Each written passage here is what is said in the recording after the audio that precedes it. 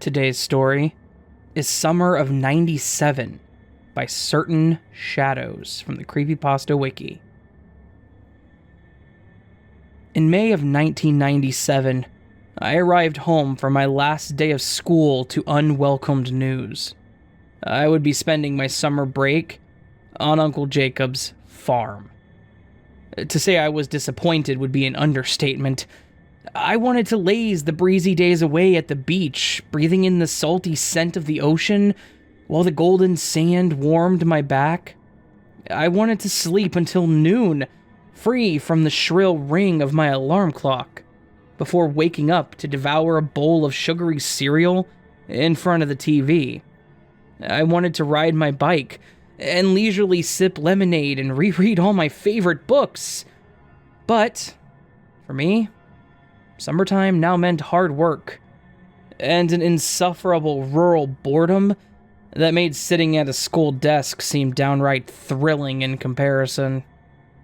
Begging Mom to let me stay home, it was futile. She insisted that Uncle Jacob had fallen on difficult times and needed assistance tending to the farm, even if he was too proud to ever admit it. We had no other living family, and Dad had left us years ago before eventually choosing to drop out of our lives entirely. Mom couldn't take the time off from her job, leaving the responsibility of helping Uncle Jacob to ultimately be heaped onto me. Now, I should clarify that I did not inherently dislike my uncle. I actually felt quite bad for him.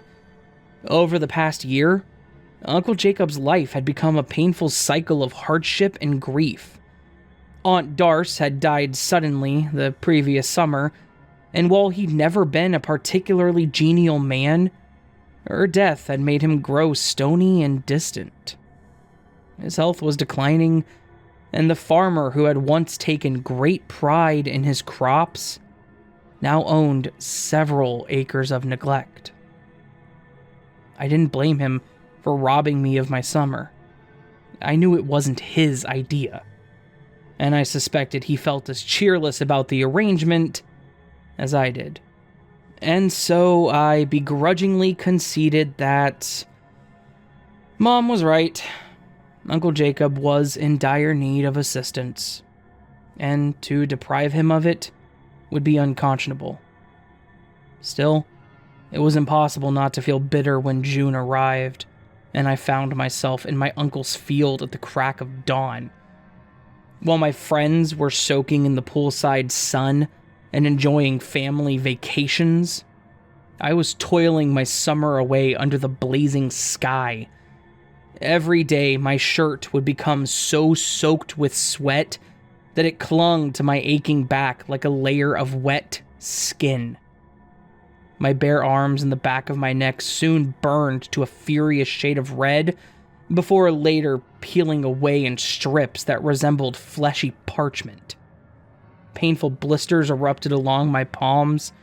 At night, I tossed and turned from the sweltering heat, cursing the farmhouse's lack of air conditioning. My misery was as incessant as the soreness coursing through my limbs.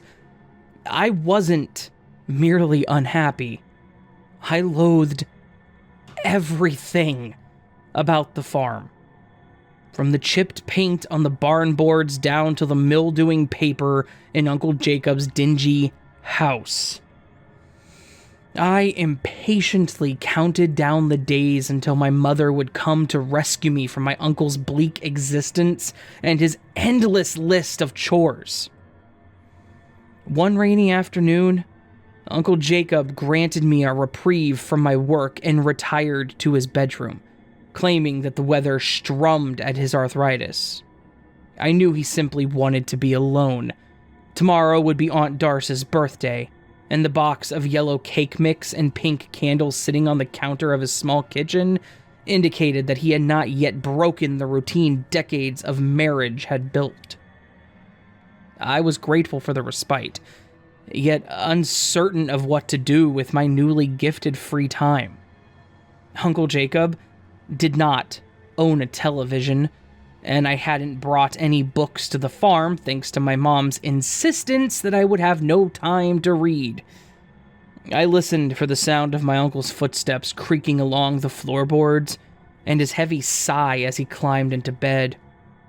When I was certain that he was asleep, I silently crossed the room to where his damp coat hanged from a rack. I stuck my hand into the pocket, carefully fished out a set of keys, and made my way towards the locked room at the end of the hall. Uncle Jacob, he'd only mentioned the room once, back when I first arrived at the farm, and he simply stated that it was an old study I needn't concern myself with. I'd been taught that snooping was wrong, and I felt slightly ashamed, even as I slipped the key into the lock. But keeping the terrible beast of boredom at bay overruled any sense of guilt. And so, after a few seconds of fleeting hesitation, I quietly eased the door open and stepped inside. My initial reaction was to be underwhelmed. The room was coated with dust and boasted little.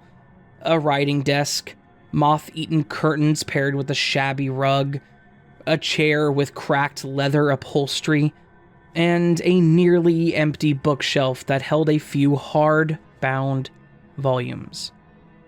After the initial wave of disappointment had passed, I decided to peruse through the meager selection of books.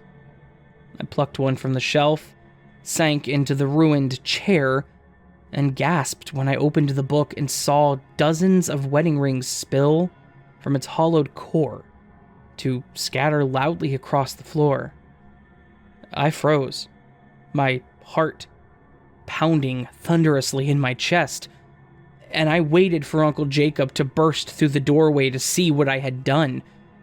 I was so frightened by the prospect of getting into trouble that it wasn't until several tense minutes had passed, without an appearance from my uncle, that confusion finally struck me. Why did Uncle Jacob have all these wedding rings? I began gathering the rings up by the handful to cram them back into the gouged book. Bands of gold and silver, smooth or adorned with diamonds, aged from years of matrimony, or sparkling as if stripped from the fingers of newlyweds. Each one felt like a bizarre piece of a puzzle. When I returned the hollow novel to its shelf, yet another inquisitive thought entered my mind. What about the other books? I paused, uncertain of whether or not I truly wanted to know what they may contain. The collection of rings had disturbed me, not least of all because of the sheer amount. I even considered that perhaps Aunt Darce had collected them before she died, but that theory failed to make complete sense. Many of the rings appeared to have belonged to men, and were far too large for her own frail fingers. And the only ring I ever saw Uncle Jacob wear was the same one he'd worn for their entire marriage. And then, why hide them away in a book when I'd glimpsed a jewelry box sitting on a dresser in Uncle Jacob's room? After a moment of internal debate, curiosity prevailed. I selected another volume. Then, I immediately regretted my decision. Inside the book's gouged-out core rested far too many human teeth to have come from a single mouth. Some were cracked open to reveal an exposed pulp. Some were little more than jagged shards, and most were caked with blood. My stomach lurched at the sight of decayed flesh clinging to a tooth's root. I imagined the agony the traumatized mouth had suffered. Exposed nerves as teeth were broken and viciously extracted, the coppery taste of their own blood, sharp remnants of their shattered molars piercing through their tongues like nails. Oh, my head swam and I fought the urge to be sick on the frayed rug. Now, I know I should have called the police right then. I know I should have fled from the house and ran until I reached the next farm over. I know I should have been calmer and wiser and done just about anything besides what I did next. But I couldn't think clearly in that horrible room, with its hellish secrets and the smothering dust drifting through its stale air.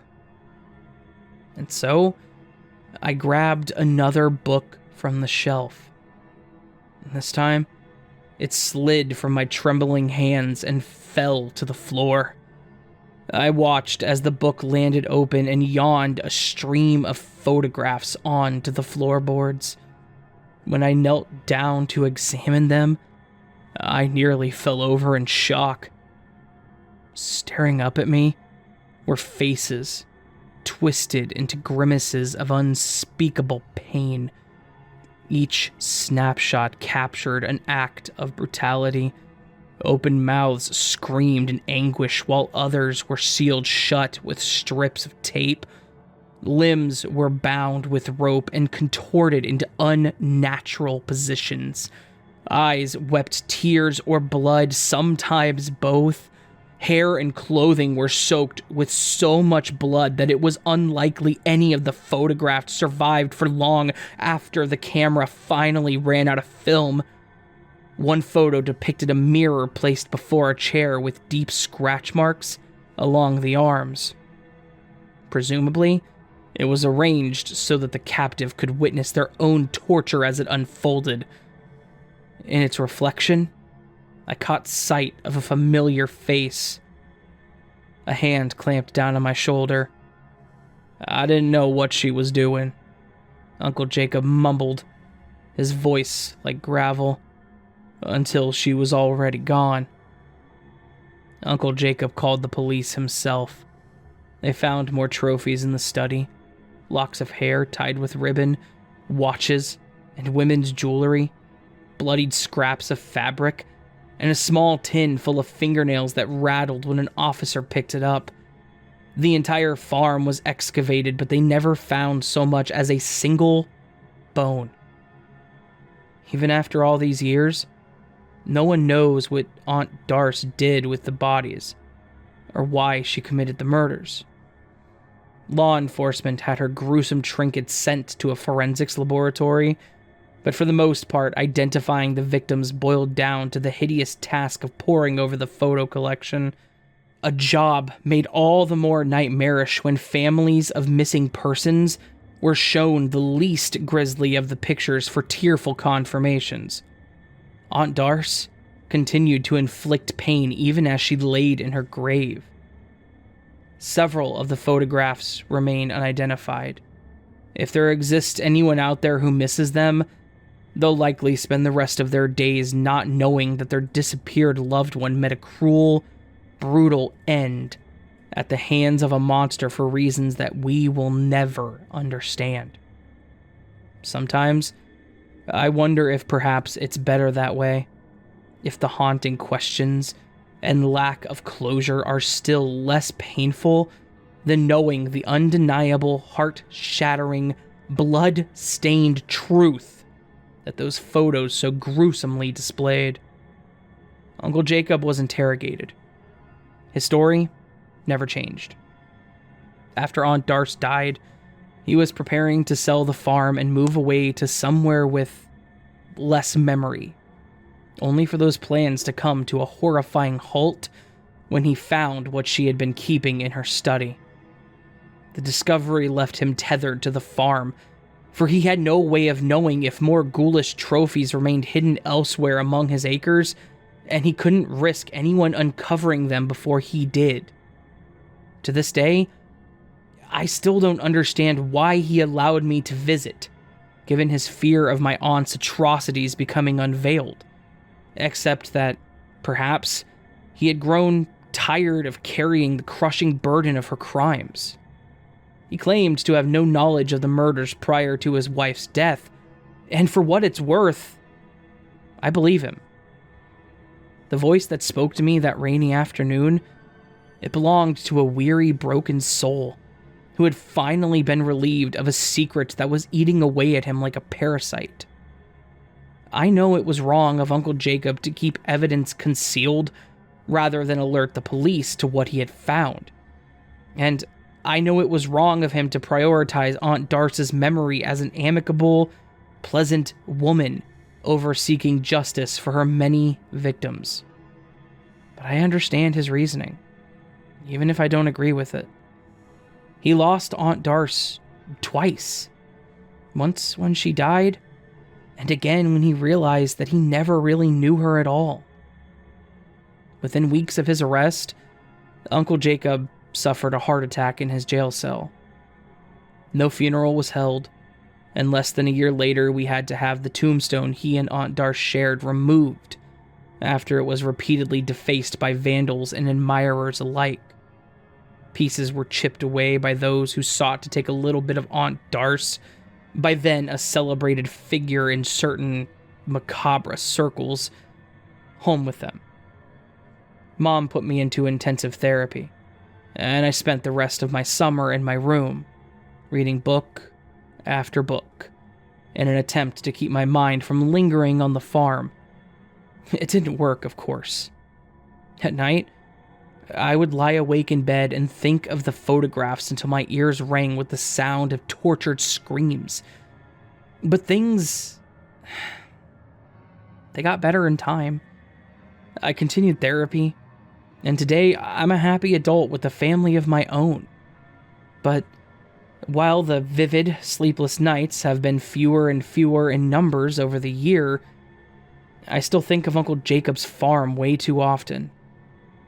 Every thought circles back to the picture with the mirror, the last one I saw before Uncle Jacob gently plucked it from my grasp and guided me out of the room. I can recall every detail as if I'd viewed it only seconds ago. Aunt Darce, looking into her reflection, wearing that cruel grin and a fine mist of blood, her gloves glistening with a wet crimson. In the chair beside her, his limbs bound by knotted rope, and his face almost entirely obscured by blood, sat my father.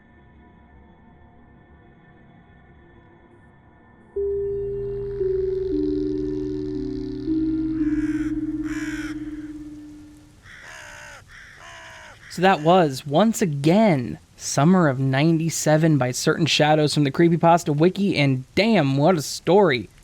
I remember the summer of 97 like it was yesterday. I was 6 years old, and that's about all I can tell you because I don't remember a damn thing.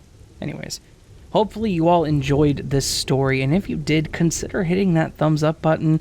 It helps the channel a lot, and if you're new, hit that subscribe button. That also helps the channel a lot. Numbers are good. YouTube likes numbers, so let's get them numbers. Number. It doesn't sound like a word anymore. Anyways, if you really want to support the channel further, you can also hit the join button down below. Go to patreon.com/AsTheRavenDreams and join for $1 a month. For just $1 a month, you can get early access to all my content. Pretty good stuff. I'm trying to get super far ahead, and guess what? It's working. So my patrons and members will hear this way before YouTube does.